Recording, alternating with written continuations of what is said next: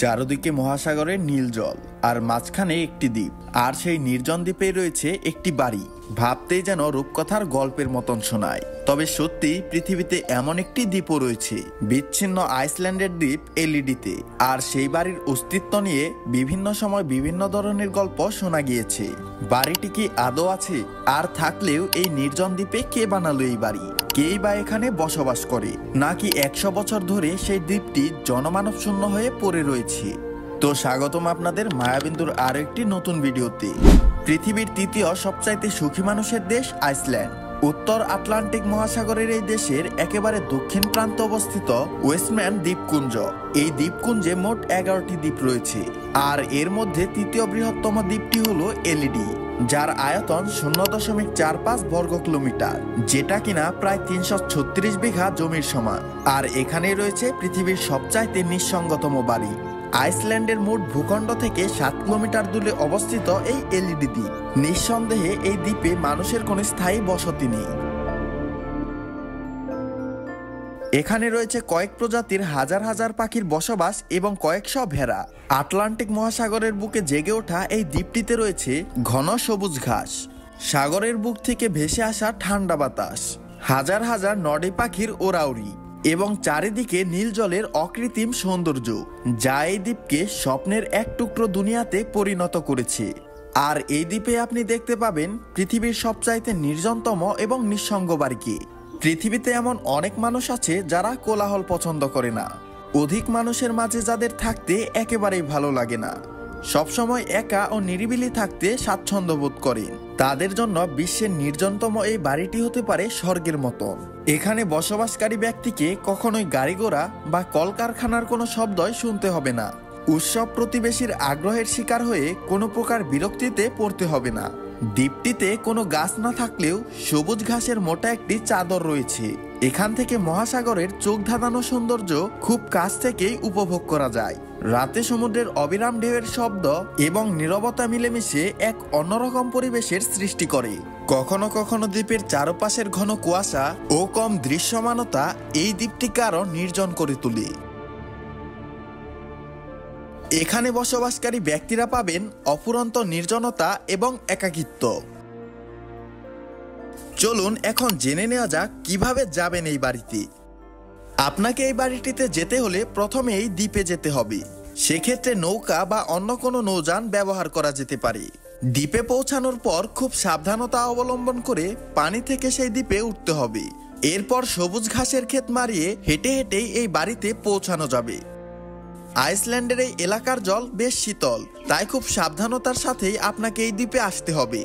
দূর থেকে দেখলে মনে হতে পারে বাড়িটিতে বসবাস করা খুবই কষ্টের, তবে সেখানে গেলে আপনার সেই ধারণা পাল্টে যাবে। আসলে এখানে বসবাস করা বেশ আরামদায়ক। এখানে গেলে প্রথম যে জিনিসটি লক্ষ্য করা যায় তা হলো একটি তারের বেড়া দিয়ে একটি ঘেরা। যদিও এই বেড়ার প্রয়োজনীয়তার বিষয়টি স্পষ্ট নয়, দূর থেকে দেখার সময় যে কেউই মনে করবে এটি বেশ ঠান্ডা এবং অস্বস্তিকর, কিন্তু বাড়ির ভেতরের পরিবেশটা একেবারে আলাদা। বেশ কিছু সোফা দ্বারা আবৃত একটি ড্রয়িং রুম, একটি ফায়ার প্লেস এবং বড় কয়েকটি টেবিল। বাড়ির আরো ভেতরে রয়েছে একটি বেডরুম, যেখানে 10টিরও বেশি আরামদায়ক বিছানা রয়েছে।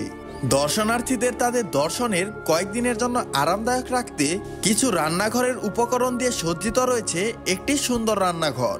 কিছু খাবারের আইটেম দিয়ে তৈরি হয়েছে একটি পেন্ট্রি, কিছু সরঞ্জাম সহ একটি ওয়ার্কশপ, কিচেন, ঝর্ণা, টয়লেট, একটি আয়না দিয়ে সজ্জিত ঝকঝকে বাথরুম।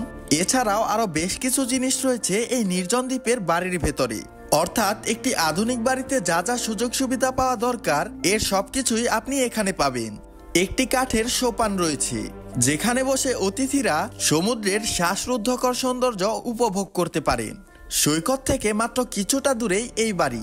এখানে রয়েছে কোলাহল এবং দূষণমুক্ত পরিবেশ। এখানে শব্দ দূষণ, বায়ু দূষণ বা অন্য কোনো দূষণ আপনি পাবেন না।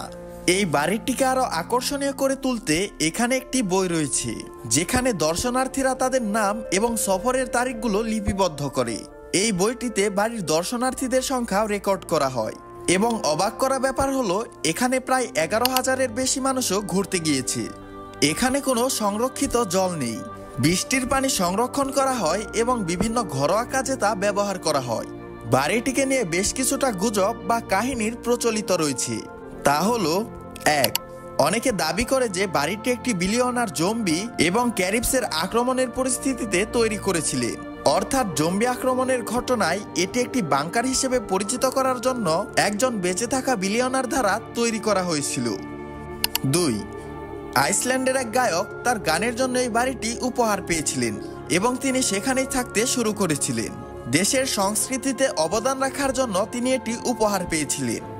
3, কিছু লোকের দাবি এই বাড়ির কোনো অস্তিত্বই নেই, কেবলমাত্র ফটোশপ এবং এআই দিয়ে এটি বানানো হয়েছে। তবে মজার বিষয় হলো এই 3টি প্রচলিত কথার কোনোটি সত্য নয়। আসল কথা হলো বাড়িটি প্রকৃতপক্ষেই রয়েছে, তবে বাড়ির পেছনের সত্যটা একটু কম রোমাঞ্চকর। 1930-এর দশক পর্যন্ত দ্বীপটিতে ভেড়া চাষী 5টি পরিবার বসবাস করত। এখানকার বাসিন্দারা তখন ভেড়া পালন, মৎস্য শিকার ও পাখি শিকার করে তাদের জীবিকা নির্বাহ করত। অত্যন্ত নির্জন এবং যাতায়াতে অসুবিধা হওয়ার কারণে সেই পরিবারগুলো এই দ্বীপটি ছেড়ে চলে যায়। এই বাড়িটিকে পৃথিবীর সবচাইতে নিঃসঙ্গ বাড়ি বলা হলেও প্রকৃতপক্ষে এই বাড়ির পাশে আরো একটি বাড়ি রয়েছে এবং এর থেকে কিছুটা দূরে অন্য একটা দ্বীপেও আরেকটা বাড়ি রয়েছে। তবে যাই হোক, নির্জন এই দ্বীপে এই বাড়িতে বসবাস সত্যি অনেকটা রোমাঞ্চকর। পৃথিবীর সবচাইতে নিঃসঙ্গতম বাড়ি হিসেবে খ্যাত এই বাড়িটি এতটা নিঃসঙ্গ না হলেও এর প্রাকৃতিক সৌন্দর্য এবং দূষণমুক্ত পরিবেশ আপনার মনে প্রশান্তি এনে দিতে সক্ষম। তো ভিডিওটা কেমন লাগলো তা আমাদের কমেন্টের মাধ্যমে জানাতে পারেন। আর ভিডিওটা ভালো লাগলে আমাদের চ্যানেলটা সাবস্ক্রাইব করে পাশে থাকা বেল আইকনটা প্রেস করে রাখতে পারেন।